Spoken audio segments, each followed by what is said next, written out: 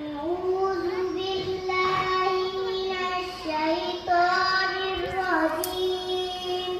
I seek refuge in Allah from the across shaitan.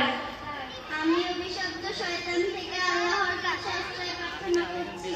বিসমিল্লাহির রহমানির রহিম. In the name of Allah, the most gracious, the most merciful.